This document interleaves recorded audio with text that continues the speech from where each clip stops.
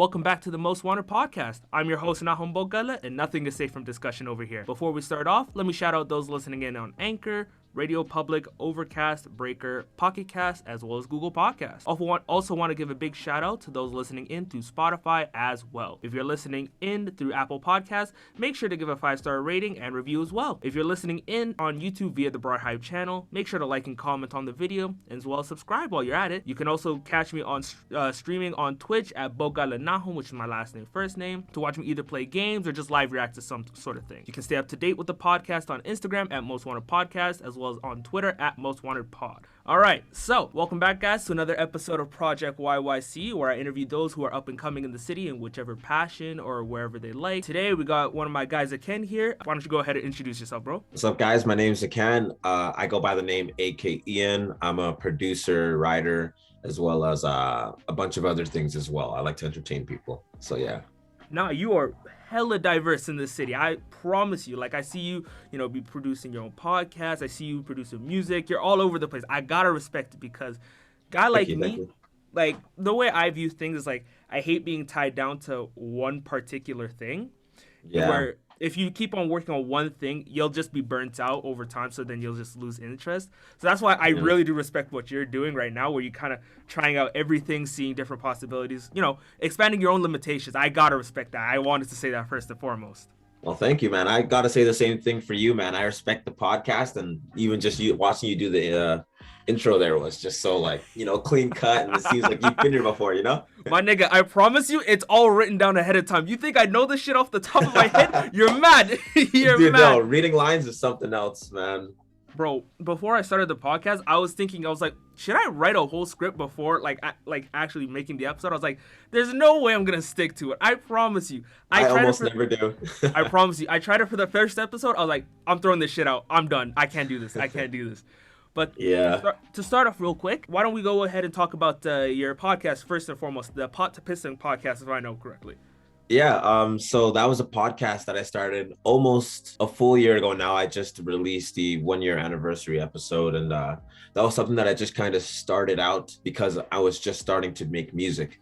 Right. And I actually wanted to get into the the marketing area of it. I wasn't quite releasing my own music yet, so I wanted to have a platform for other artists to come on, right? And for me to almost set an example to be like, hey, like other artists or other creators in the city, why don't you guys start a podcast? Why don't I hop on when I start getting into my artist bag, and then we could kind of work off of each other type of thing. I see. So your idea of the podcast is actually very similar to the Project YYC thing that I'm trying to do, in a sense, where you're like, you're trying to find other people who are working similar to what you're doing, and then from there talking about, their upbringing, things of those nature. It's based off of what I can understand. Basically, yeah, like that's essentially what it was. Like I wanted to get a sense of every single artist in the city and like kind of give them like their step forward as well as like learn something from them. Right. I gotta respect that. That's fucking dope, man. Did you have any inspiration like for starting the podcast itself? Was there anything that you were like motivated by in order to start the podcast? Well, there was, shout out my friend Moses, by the way. It's Moses Kibram. That's the guy. He's a director in Vancouver, but he showed me this podcast called the Random Order Podcast with like Trey and Jay Richards, these guys from Toronto. And I just seen like how many effects they did and how like fun it was. They had like a little green screen in the back. And I just thought like, if I just had like a little soundboard, a couple boys together every week and we did a podcast, like that would be something fun to do. Right. No, and it turned into something way more serious, but that's what it started as. No, I feel that. It's like, it's really fun when you start off. You're like, oh shit, I'm actually in it. And then you realize you have to start editing and you're like halfway through, you're like, fuck. Bro. Yeah, no, it's a trip, man. It's a trip. I swear, man. When you're editing, like halfway through, you actually start contemplating. It's like, do I really want to keep on editing this episode? You're like, I'm tired, man. I'm tired. Holy shit. Yeah. I know that you also took quite a break from recording the podcast. I was checking around like your YouTube, just doing a little bit of research on my end, which is really rare to be honest. Yeah. But I was checking around and I saw that you took a little break between like the last time you recorded, and then you dropped 2 recent episodes, I believe, on the 22nd and the 25th, if I remember correctly. You want to give the audience like a little bit of an explanation on like, the hiatus, if you're going to be back to making it more on a regular basis.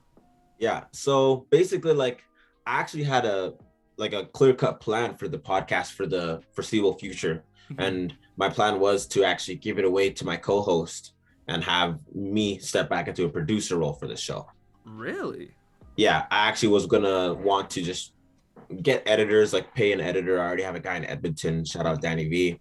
He's gonna be doing my YouTube videos pretty soon here, but I wanted to get a full-on production going with the podcast. And COVID really slowed that down last year. Like we had an office to go to, but you couldn't really get guests there because it was just like if you coughed, it was like murder. Yeah, it's GG's. Yeah, no, I get that. Like even now, like I'm in the library at university now. If I start coughing, people start giving you the evil look, and you're like, shit, man. You're like, shit, I'm not infected. No, but actually, I was just about to ask too about how COVID would have affected you on stream or in terms of like your podcasting, because I know you started about 2019, if I remember correctly. Yeah, it should have been. Oh yeah, so about 2 years ago now. So right, yeah, 2019. So you said that the studio, like you had a studio in the works, but unfortunately COVID kind of shut that down. Is there anything else that might have, slowed down in terms of COVID production, in terms of COVID that would have stopped your production? Yeah, like I mean, right around 2020 when the pandemic first started, we were in the office for only a month before COVID. So we were really like just starting to move our stuff into our office. And that really slowed things down because we had a production company. We had Street Culture Studios, which is now like disassembled. It's not even a thing anymore. Right. I forgot about that. Yeah. We had a couple of videos actually too, like that are still archived, but yeah. Now, when it comes to Street Culture Studios, I believe Godwin was one of the first episodes. Shout out Godwin, by the way. Shout out Godwin. I believe that he was one of your first episodes on Street Culture Studios. What were you planning on doing with Street Culture, if you don't mind me asking? Well, with Street Culture, we were basically going to have like almost like a PotToPissin show, but on steroids. It was produced by Dylan Scarborough. Shout out Dylan as well. And shout out Dylan. Yeah. And like it was just like it was supposed to be like a fun kickback, like interview type of show. And it never was supposed to be a podcast. Like the videos were gonna be like maybe 10 to 15 minutes. Right. And we got a really good episode out there with More Times and Simon as well. Shout out More Times and Simon, Deo as well. And like that was right at the beginning of COVID, right? So like it really just slowed everything down. Like everyone had to pull back, go home, get their own clients to their own like place, and then kind of split off. Right. Are you planning on bringing it back anytime soon now that things are slowly starting to open back up again? Well, this is the thing. I love Dylan. I love Godwin. Godwin and I are actually working on music together right now. And really?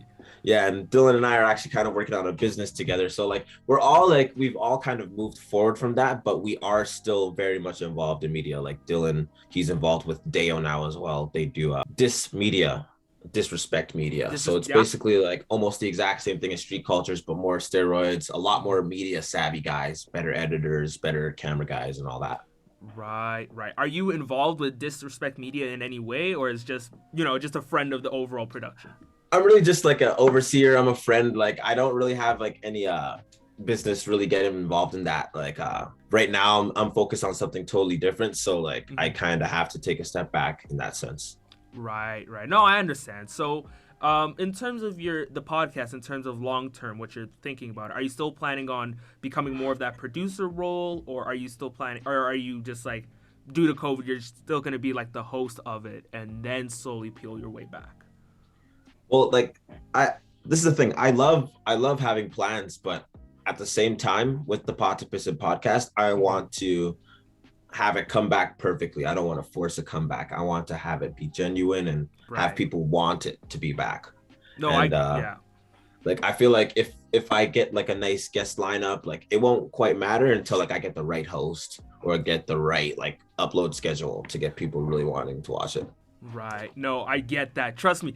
Upload schedule is one of the hardest things to get down because niggas are always busy. Like especially your own schedule is always fucked. It never matches, man. Never does. All the time. Like I literally have plans, right? Because normally I'd be recording at my house. Right now I'm in a studio in the university. I'm like renting it out right now. Yeah. And so normally I'd be recording at home.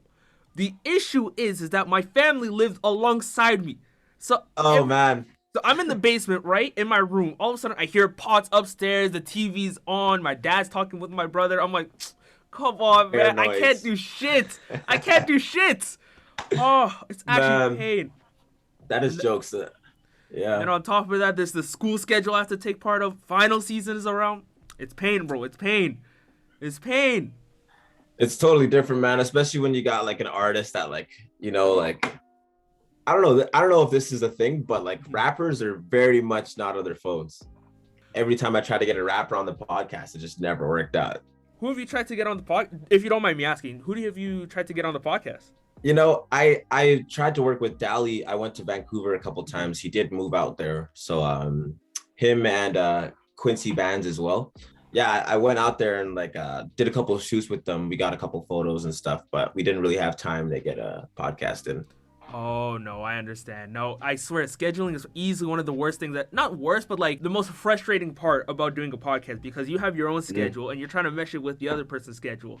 And you're not trying to like force them to go alongside yours. You're trying to compromise, but it's like, it's so hard to find that in between. And you're like, oh my. It's so one annoying. One of the most lengthiest parts of just trying to find an episode and get it out. Oh, hands down. Now, when it comes to the podcast, like for your PotToPissin podcast, have you had any difficulty thinking of like topics of discussion? Because I've listened to a couple episodes, right? And, you know, it feels very authentic, like very chill, laid back. And, you know, you guys are just talking. And is it just like, do you plan out any topics ahead of time? Or is it like it just comes up in conversation? Well, that's a great question. Actually, I never got that question. And well, I would say for season 2, I had a lot more help. I actually had someone that helped me edit as well as look for guests and figure out their like background and stuff. Mm-hmm. But for the most part, season 1, like I was friends with everyone that I had on as guests. So I basically already knew everything and I was just really promoting them. Oh, I see. That sounds really similar to what I did. I ain't even gonna lie. Yeah. That sounds really similar. Like season 1 was like a bunch of friends that I've known, and then now I'm starting to like slowly branch out to people that I don't know as well as like my close friends. Like, and now I'm starting to like slowly start doing a little bit of research, because a whole thing that I have on my podcast, like I really don't do a whole lot of research. Everything's like just, you know, what I know off of like base. But I feel like if I want to take, you know, podcasting to the next level, you do have to start, you know, climbing up, doing research more and more, get your facts right. But definitely. Overall, and you got to get those sound bites as well, right? Like you got to ask the controversial question. You know? Oh, yeah. Oh, my goodness. Get those clips in for like TikTok, Twitter. Oh, yeah. Every time. Yeah. But like, say for example, for what I do, I know I keep on bringing up what I do, but just to find relatability, you know. So what I do is like I plan out a topic in terms of like one episode is not necessarily gonna have like different topics in between. It's like one overarching topic, and then from there, it's like different conversations can come out of it. Yeah. Like for example, like I have an episode coming out soon. I don't know, Lord knows when. About Star Wars, and in my opinion, like how Star Wars ultimately like had its own downfall. And so then from there it can have like so many different discussions, like, you know, how they treated the main character of Finn, or, you know, Rey Skywalker being, you know, mishandled or whatever. So many different things can come out of, you know, just that one overarching topic. And it's so wild to think about too. Yeah, no, like you could really just like go off and talk about how the employees were treated on set, or how like everyone like worked together, and like who got like, I guess like booted off the cast or didn't make the cast, and different things like that, you know? Exactly. Yeah. And then, I had a good question. Fuck. You ever like have a question that you think is really good, and then you get lost in conversation and then just slips out of your mind? Dude, it happens a lot, and the only way that I've ever like figured out how to like get back the question is just to keep paying attention to the person talking. And like, honestly, it seems like that's the opposite way to do it, but actually, like I figured out sometimes I'll just be like, oh, that's what I was trying to say. I think I remember what I was about to talk about. I think I was trying to say, but yeah, I mean, like your podcast is doing really well from what I can see. Thank you. It's like I can only tell that things are only going to go up from there, and judging how you're, you know, very driven of a person, very, you know, hardworking, I can only tell that things are going to get better. Trust. Thank you. I appreciate that a lot. You know, of course, takes a lot definitely to put out content. So it definitely does, especially when you first start out. You're just on your ones, man. It's tough. It really is. So, judging how, you know, during COVID, there's a lot of podcasts that have been coming out because a lot of people are at home, right? So they're like, hey, fuck it, let's start a podcast. Shit, that's how I started. I was like, I'm at home, might as well. Have you thought about, what makes you stand out from the rest of the competition and like, really drives, your uniqueness to, compared to the rest of podcasts, either in the city, the country, worldwide? I would say my connection to rap and hip hop. One of the reasons I named the PotToPissin podcast the PotToPissin podcast is because of a Lil Wayne song that I used to rap as a little kid, one of my favorite Lil Wayne songs. Right. And even the intro itself, it has like a bunch of different artists, A$AP Rocky, Tory Lanez, other artists as well, just kind of saying PotToPissin like in a row, all like chopped together, PotToPissin, PotToPissin, PotToPissin. Oh, that's dope as shit. That is so cool. Yeah, and like I even had one of my like favorite producers that still to this day like is one of my good friends make the intro, and I always had a sense of like I wanted this to be almost like a Much Music or like not like a MTV, but almost like a Canadian media outlet for music and hip hop and something like that. Especially since that's what I was going for myself, Right. No, I understand. That is dope as shit as an idea. Where you're just having like different, not only media outlets, but like, up and coming rappers, singers, all in their own different perspectives in terms of the music lane, and just having them come on, talk about themselves, their upbringings. Honestly, that sounds like a fucking dope idea. Yeah, man. And like I didn't quite see myself as a full artist yet. So I really wanted to, like really nitpick artists' brains and like see how they act in interviews and just see how they carry themselves and how they like promote music, how they drop it, and like asking questions was the easiest way for me to find out, and I really did that way. So from what I can gather, you're saying like, the PotToPissin podcast is not necessarily something that you want to do full time, more so like I'm talking like long-term goal. Like more so as a producer, but overall as a stepping stone into more so of your music career, if I understand it well. Yes, exactly. Yeah. That's a smart as idea. Holy. Yeah, man. Thank you. Of course. Now going into YouTube, because I know you're also on YouTube as well. Is it under your I'm putting all of your links in like, my YouTube description. Bless you, man. Of course. I gotta advertise you, bro. I can't remember under what name was your YouTube channel. Was it also PotToPissin? It was also PotToPissin for the PotToPissin podcast. You could check that out. And my main channel, like where I do reaction videos, mostly comedy, about to put vlogs on there as well as like just like improv skits. It is under Ken CGY, so just like Ken CGY. Gotcha. Is it Ken _CGY or just one word? Just one word, yeah. One word? All right, got you. When did you start making YouTube videos? Just give a little bit of background for the audience. Well, this is the thing. I have been making videos since maybe 2011, but a lot of my videos as a kid are just like kind of deleted now. They're just like Planet of the Apes reaction video, or like kid playing with like skateboard and hockey stick video, and right little things like that. I always loved like being in front of the camera and also being behind the camera as well. Yeah, no, like YouTube 100%. Like growing up, I always wanted to have a YouTube channel at this age, and it just comes down to this point of me like getting footage. And I can't even lie, this year I kind of lacked grabbing footage. I was kind of on my phone the whole year and just inside, but bro, nigga, I don't blame you. I was just the same way. I'm just chilling. 2021 has already been bad enough, man. I just want to relax. Oh man, like you're kidding me. If someone's saying they had a great year, man, they're lying. No, you can tell by the bags in their eyes. They're like, nah, stop lying to yourself. You can see it. Like, it don't matter how dark you are, my nigga. We can tell. We can tell. Oh, shit. I was actually about to ask, too, what inspired you to start doing all of your media? We will get to your music in a second, but okay. I just wanted to ask, what inspired you to start doing, like, all of your media in general? Like, music, your podcast, YouTube, what photography even every now and then.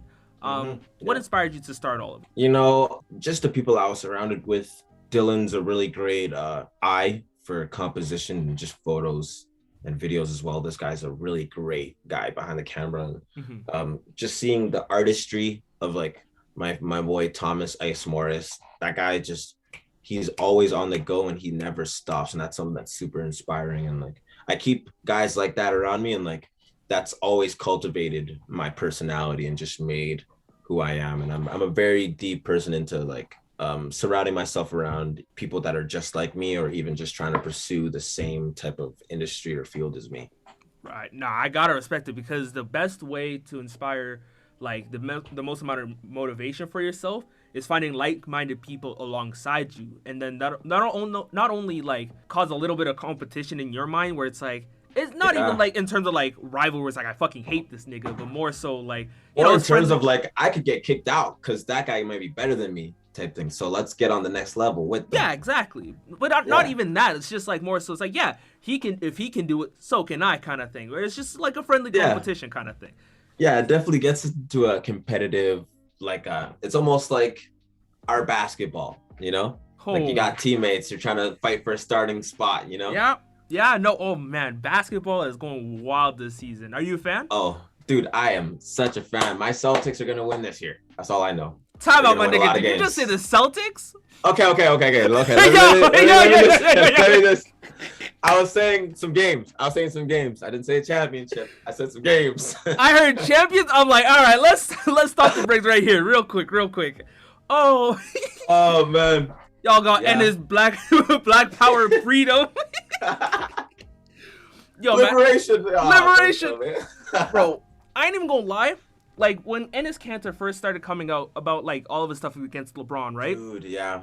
I understood where he was coming from. But now it's like, I mean, on one hand, it's like LeBron made sense where he's like, I'm not going to make any comments because I'm not really too well versed on what's going on in this situation. And neither am I. So that's why I've never really said anything. Mm-hmm. But, and Enes Kanter was like, yeah, you should be learning more about, you know, other topics about, you know, what's going on in the world. And granted, LeBron is not entitled to speak about every single issue in the world. I'm not saying that.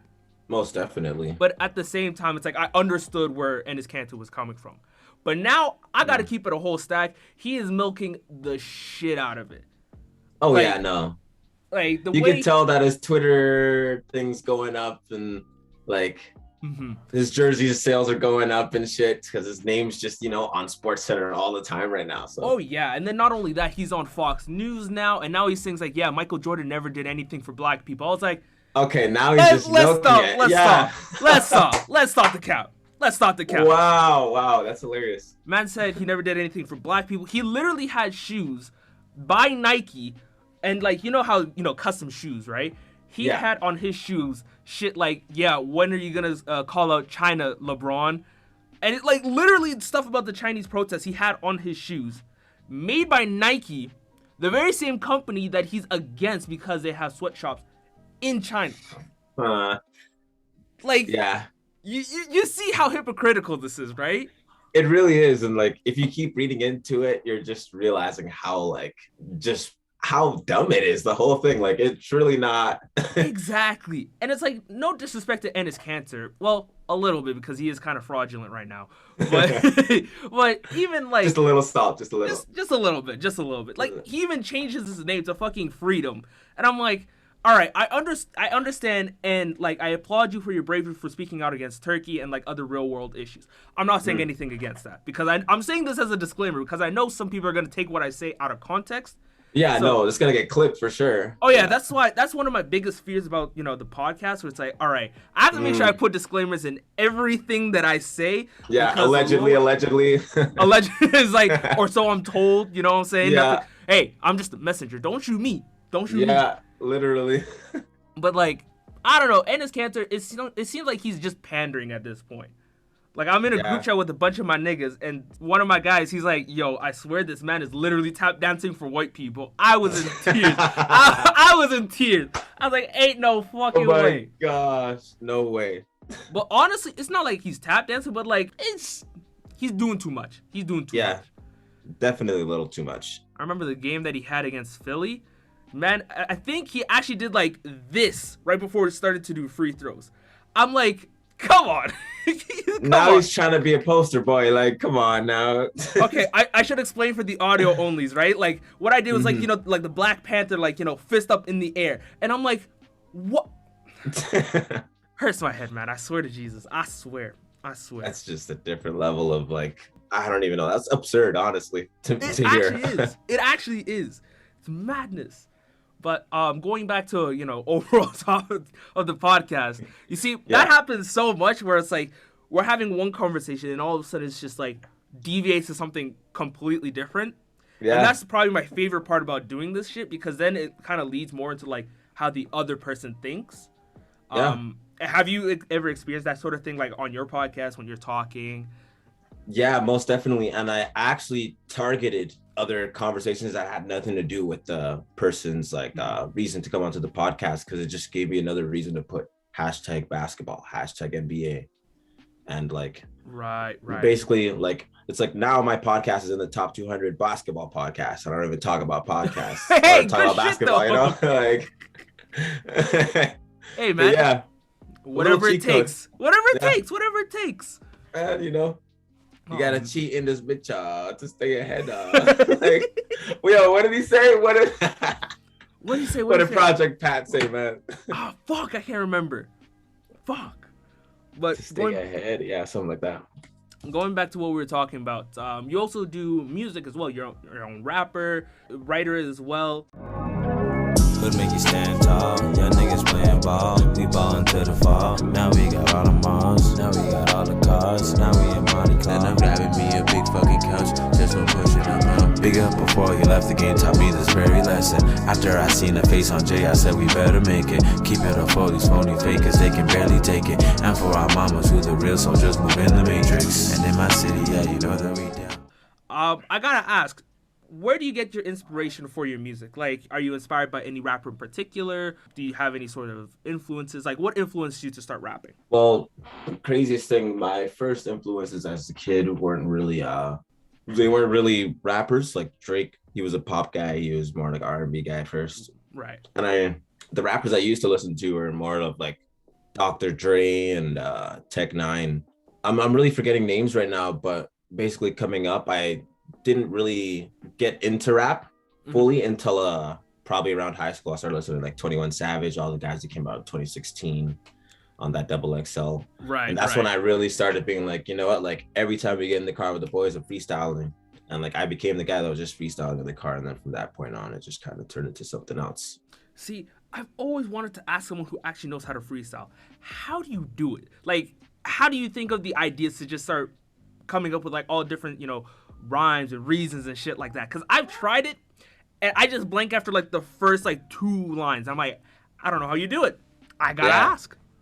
It's mostly just like filling in bars, like getting punchlines that don't rhyme. Mm-hmm. It's like give an example. I'm sorry to put I was about to do that. Yeah. So I gotta comb on my hair. Nah, man, that bitch really gotta stare. Nah, niggas really want to light up a J, but nah, nigga, you don't really want to fucking play. Okay. Like almost like you could turn into a nursery rhyme and like extend it out, but like that's how I learned to freestyle, because like just getting a rhyme every single bar is like mental gymnastics, That's exactly what I was like, how do you do it? That was where I was stuck at. So the key is kind of more so just fill in the blank kind of thing. Yeah, like mostly like when your mind just starts getting blank, think of a way to navigate to your next rhyme. Like forget the last rhyme. Now you're just trying to find your way to the word that you're going to use for another rhyme. Okay. Now, when it comes to you freestyling, have you ever like made a whole story out of, just freestyling alone? Or is it just like random things that you just like mashed and put together kind of thing on the spot? Well, like I would say more of my story oriented stuff, I like to write more. Right. Just so I can really get like a full grasp of what I'm trying to get out to people. But freestyling wise, I do that a lot. I'll do like my first 3 takes of every single song that I do. I'll freestyle the thing from the beginning to end. And I'll just kind of cut up what I like. And usually I'll only use maybe 10% of that. And then go off and write the rest. Yeah. See, I was literally, my next question was just about to say, when it comes to, when you're producing songs? Like, how does it work? Like, you know, your day to day, how do you get into the studio? When you're writing a song, when you're thinking of anything to write about? I was literally just about to ask that. Well, yeah, like, I don't know. I really don't force it. You know, I just kind of, if I'm feeling like I got a beat in my head, or like I got a melody, or I have some lyrics down, I'll go to my laptop. But if it's not coming out, I'll just kind of go off and do something else. And I don't really like to force it. Honestly, I feel like that's really key, because you can tell when someone forces like anything when it comes to, like, you know, art as their preferred passion, like podcasting, music. Like, you can tell when something is forced versus something that's natural, and the thing that's natural always seems to like just go more smoothly. So honestly, I feel that exact same thing. Yeah, no, it's really important to me too, because like I really take just music in general seriously. Maybe not my own music. I kind of release just whatever I like. Right. But yeah, no, like I really take into account that every listener is really affected by what I say and what they hear in their ears. So I'm just like, I got to make sure that I'm doing the best that I can do. No, I respect that. When it comes to your music, your style of rapping or your style of music, how would you relate it to in terms of any well-known artists right now? Just so then the artist can kind of get a sense of like your style. Well, I would say my catalog is my discography is very all over the place right now. I would say there's some Frank Ocean vibes, and they're definitely for the vocals. There's some like Jay-Z type of like vibes for like beats, as well as Kanye for beats as well. Right. A lot of Jay-Z type of writing, a lot of double entendres that I like to do. I just love making people think when I write, so I do that a lot. And yeah, no, I had a couple songs like that are like Drake songs. You know, I do be crying a lot because girls break my heart and shit. So women are not good people. Let's just say that right now. Women are not good people. They're the best thing ever when you need to write a song, but oh my lord, talk to him. There's so many things that you could just sit down and then like, all right, who broke my heart recently? I could write a book on God, yeah. Chapter 1. Oh man. I swear, man. Bro, I know you're also on Twitter as well. And you're kind of more so of a controversial tweeter, to put it lightly. You know, is there any reason, or is it just a fuck around kind of thing? It's really like people think I'm a troll. But half of the time I'm really just like either just saying something I heard that day, or just like, you know, like my first thought that comes to my head, and usually that gets me in trouble. Right. Yeah. But you know, like I kind of lived with it at this point. You know, I've been approached by like the police for my tweets, so it's. Wait, seriously? Yeah. No. Yeah. All right, I gotta hear the story about this. There's no way we can just speed over this story. Okay, so this goes back maybe 7 months. So I'm chilling. I'm really in my content mode. I'm creating my content a lot, and I'm tweeting heavy. Right. And this is right around the time I think Joe Biden was going into office. Yeah.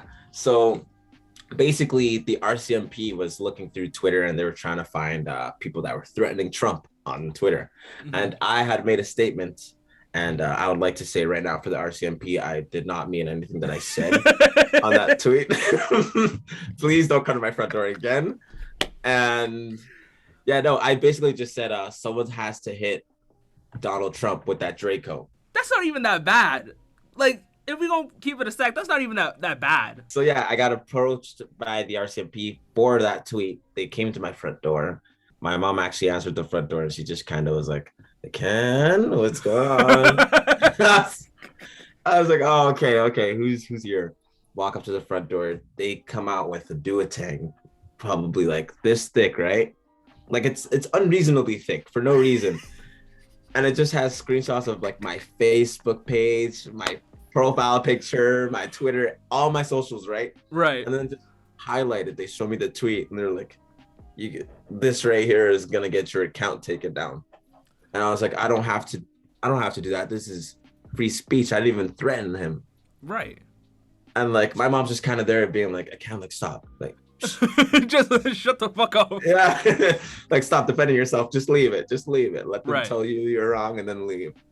And they did. They basically told me like, You don't have to take your account down, but we will be monitoring you. Like if you keep this activity up, like we're gonna have to take your account down. Is that why you made like a whole anti-RCMP shit on your Twitter page?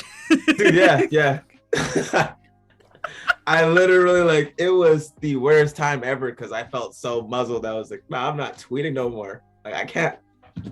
That's wow. These ops really came up to your crib and was like, yo, we need you to shut the fuck up. Yeah, and it wasn't even like I've tweeted some worse stuff before, you know, like right. This wasn't even anything wild. It was just like, yeah, someone need to check in on that man. yeah. That's wild. Basically. Hey man, just gotta charge that one to the game. Yeah, you know. You'll win some, you lose some. Oh man. But going back to your music, you said that you're really diverse when it comes to, you know, either the beats or, you know, the production value or even like the lyrics themselves. When it comes to the lyrics, are you like leaning more so on like, you know, heavy hardcore kind of like drill type shit, or more so like soulful, or maybe like just in the middle kind of thing? Like where are you when it comes to your lyrics? I would say I'm more out of like a storytelling point right now. Mm-hmm. I can make good drill music, but at this point right now, I don't know enough about it. You know, I only know some of the biggest artists like Pop Smoke and, you know, Chief Keef and all that. But I really want to just, for the beginning, I've been storytelling and I kind of kept towards that. And my writing has definitely been that for the long part.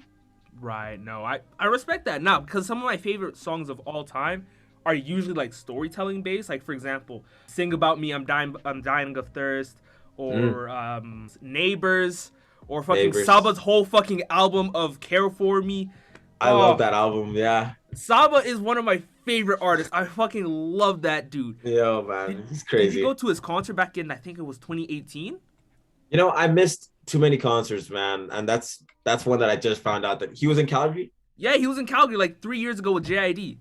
You see what I mean? Like, yeah, I knew that JID came that day, but I missed that concert, so I wouldn't have known. Bro, I promise you, I've never been more heated in my life. Let me explain.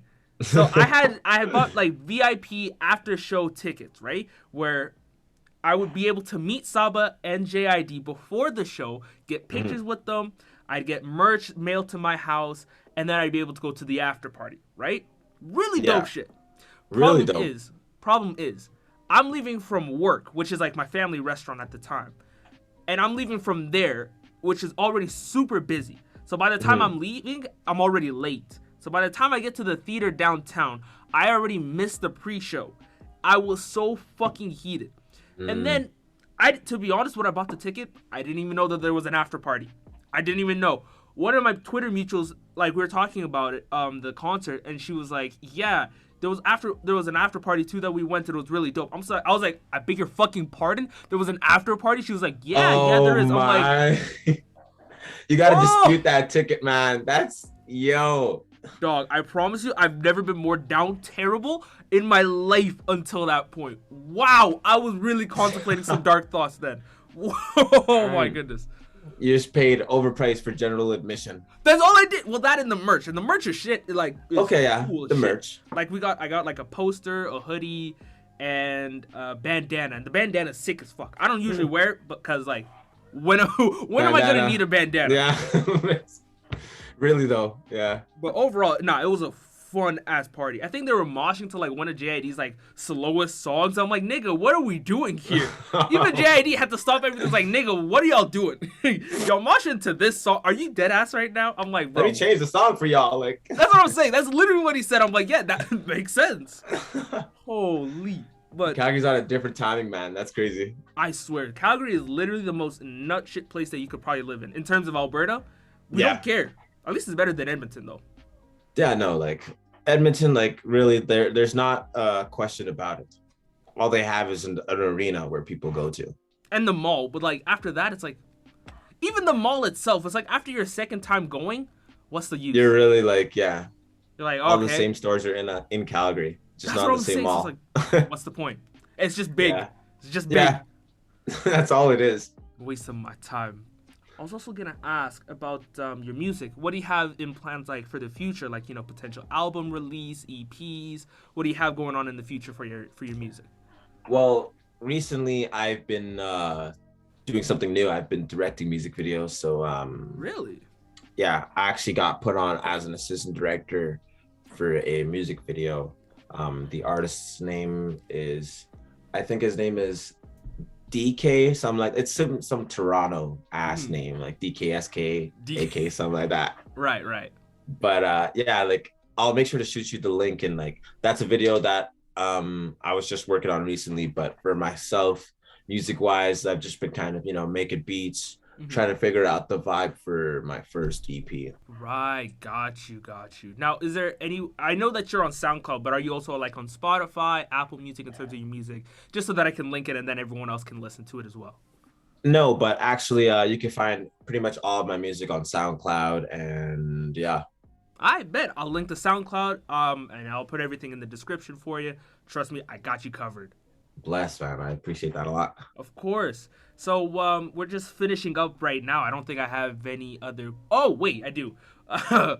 When it comes to your music, are you the one that produces your own beats? Like, are you the one that is in charge of all of that, or is there another person handling that for you? What does that look like? Yeah. Well, most of the times I either make my own beat or I hand pick it myself. I'll usually be with people, like listening to beats when I'm writing, but for the most part, I almost go 100% by myself to figure out what beat I want to use or what sounds I want to use, or basically like if I want to use my piano or if I don't want to, just kind of go on BeatStar or YouTube and find a beat. Right. And then from there, you kind of just like break it down a little bit. If you feel like in the mood to actually like, you know, edit your own, then you kind of break it down. Oh, got you. How fun is it? Because I've always thought about, you know, making beats every now and then, but like I've never gotten into it. What does it look like? You know, it's a lot of trial and error for sure. I've been beat making for almost 6 years now. And it's really fun. Like I've never lost like the fun of just making a beat better and like adding something onto it and actually being like, okay, this is turning into something. It's a full song now. Right. But just the process of like being in the zone and like just making music and it's not working for you, it does get frustrating for sure. And I try to like just get up and do something else when that's happening. And then when it comes to COVID, has COVID affected you making music, producing music by any means? If you'd like to elaborate more onto that. I would say I became much more open with my music. Before I didn't really like sharing my beats at all. But I've just been doing more lives on Instagram. I've been tuning into some of those, just live beat making and stuff like that. You know, I haven't really been going into like, because I really do want to get into streaming. I want to do like 4 or 5 hours, maybe 6 hour streams where I break down how I do it and teach people different things, tricks that I know that maybe other people don't know. But that's maybe something for the future for sure. But yeah, no, like it's still been a fun thing. It's been a trip. It's been almost 6 years now, and like I still love it to this day. 6 years, god damn. Yeah, wow, time really flies. So that's really crazy. It really does, man, and it feels like I just started yesterday. You know? Right? Like even now, like I was thinking, like I was just editing some shit for the podcast, right? And all of a sudden I'm on Anchor and it says like, yeah, check your Spotify Wrapped for your podcast. It's been 1 full year now. I'm like, it's been like my first official year of doing the podcast because I started back in October. And I'm like, holy fucking shit. That's wild. It truly is, man. Like, yeah, time flies by like when you're doing something that you truly like are into and have fun doing. Oh, absolutely. Oh, it's so much fun. Honestly, this is probably one of the best decisions I've ever made because now I can make more connections like with people like you, other people that I've interviewed with, making more connections. So I'm not even, no regrets from my end. Yeah, it can't be bothered. Exactly. Now, I think those are all the questions that I have lined up for today. Granted, I didn't line up any questions. This is all like off the dome. But hey, all right, that was pretty sick. But do you have anything else that you'd like to say before I, start ending up the podcast? I would like to say, guys, watch out. Your boy's gonna be on a Netflix special. I'm about to be a PA on a Netflix thing. So hold the fuck up. What? Yeah, I got a little connect. The most recent music video that was just on, shout out Karmika and Wyatt as well. Those two are two great people. They helped me go to the next level, basically. But they put me on for Karmika has a documentary that she's doing on herself and her foundation, the Walker Foundation. And I'm gonna be on set as the PA. So yeah. Wow. What does the Walker Foundation do? It's a foundation for mental health, and it stems from Karmika's father. He had schizophrenia, and she's doing basically research and a lot of fundraisers and things like that of that nature, all around a nonprofit organization called the Walker Foundation. That's so cool, man. I'm proud of you, proud of everything that you're working on. Praying for nothing but your success in the future, man. Hey, man. Likewise. Appreciate I want it. to see this podcast go everywhere, man. I want to see clips. Trust me, clips will be coming out soon. Trust. But Sick. I think that's pretty much it. So thank y'all for making it to the end of the episode. If you want to show love to the podcast, follow me on both Instagram at Most Wanted Podcast and Twitter at Most Wanted Pod to stay up to date on guest features, upload days, and more. Once again, want to shout out those listening in on Google Podcasts, Breaker, Overcast, Radio Public, Pocket Cast, and Anchor. If you're listening on Apple Podcasts, make sure you give a 5-star rating and review as well. You can also listen to the podcast on Spotify as well as on YouTube via the BrarHive channel, where not only you can find my podcast, but plenty of other top-notch material. Until next time, we out. Easy, y'all.